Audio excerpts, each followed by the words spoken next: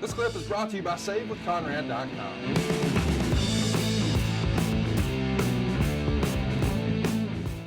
And the roster is a changing. Let's take a look at the roster in 89 versus 90. Some of the budget cuts are folks who are just leaving for greener pastures. Ricky Steamboat, Terry Funk, Great Muta, Steve Williams, Terry Gordy, the Road Warriors, just on and on. So the Black Scorpion gets the nod, whatever that even means.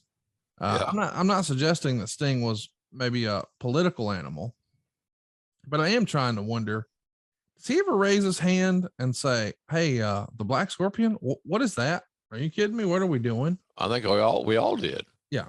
Who didn't? You know, I'm trying to explain a character that I've never seen, nor do I know who it even is. And ironically, at that point in time, the storytelling to get it kicked off, none of us knew who the Black Scorpion was going to be because Ole didn't know. I remember one place he tried Al Perez, good looking kid from Florida, good hand, good body. And, but I think that position was open for audition right up until the end. As a matter of fact, I didn't know Rick was going to be the Black Scorpion until we got to St. Louis. So that's how organized that shit was. From a talent relations standpoint, would you say that Sting was a model employee back then? Yeah, pretty much. Yeah. He didn't have any, he had to, wrestlers all believe, and they're right to a degree, they have to defend themselves and their personas and they're creative and all those things. I get that. But he was never one. He was concerned about his future, obviously, but he didn't let it negatively affect what he did from bell to bell or what he did in the locker room. He was a very popular guy, and for good reason. He didn't put on any acts. He wasn't a bullshitter, but he also didn't understand all the manipulation that was ongoing behind the curtain that will affect him eventually. Let's also mention that it's a gigantic draw for the Clash of the Champions. So we've had a lot of fun talking about the Black Scorpion, and we did a lot of that in the archives. But at the time, this is the most widely viewed NWA/WCW show in the history of airing things on TV. We've got 2.76 million homes. That's an 8.4 share and a 5 rating. Now, it does have Luger and Flair underneath, but it's fair to say by this point, everyone's seen that before. But boy, people were all into this idea, as silly as it may have been.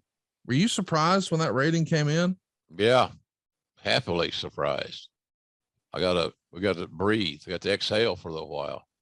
It's good. We put a lot of stress and pressure on ourselves. You look, there were a lot of smart guys there, Conrad, and we had some really strategic thinking individuals, but we had too many bosses. You know, Jim Hurd should have just let Ole book it, or whomever was the booker. Rick, he should have just left Rick alone, and it would have. Rick needs to leave you alone. That's what needs to happen. I don't even know who these people are. So the bell rings and it's Sting versus Al Perez. It's not exactly Sting versus Flair, and it shows. It's not a great match. It doesn't really do Sting any justice. Meltzer gets 1 star, but it's the most eyes in television history for the company. In hindsight, does this hurt Sting, do you think? I don't know. It got him great exposure with a lot of eyeballs. That never hurts anybody.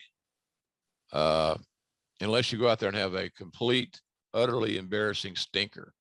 I don't think it was a stinker, but Meltzer did, apparently, with 1 star. But that's cool. That's his opinion. I can't see how's it hurting him with that big audience. What would have hurt him really significantly if we had shit the bed and they didn't have good ratings that night, and he's the headliner on a long-awaited return, et cetera, et cetera, et cetera. So I don't think it hurt him, but it could have done him so much more good with a top quality, ready to roll opponent. Al was an available talent who wasn't booked anywhere else. He was a good, solid hand. And he was, this is the key thing. He was available. Simple. So it was not, Sting didn't get a lot of favors done to him on his championship reign, a few hours. The Observer would have this to say: Sting won with a clothesline into the buckle and pin. At that point, a second Black Scorpion came up the aisle, and we were told he was the real Scorpion, and this was all mind games. While nobody could understand how Jim Ross would immediately know the other guy is the real Scorpion and how the first is a fake. I'm on the booking committee, goddammit. I'm on the booking committee. Told me. But if I presented it that way, Conrad, then JR made a big mistake. But there might have been a direct order to make sure that, you know, maybe I didn't use good wording. I don't know. But nonetheless, if I did it, I didn't go into business for myself. I did it with the direction of whomever was writing the show, and be sure you say this. Okay. Sure. Hey, it's Conrad Thompson. Thanks for checking out the podcast here on YouTube. Be sure to hit the subscribe button and the notifications bell so you get a notice anytime we upload some new content.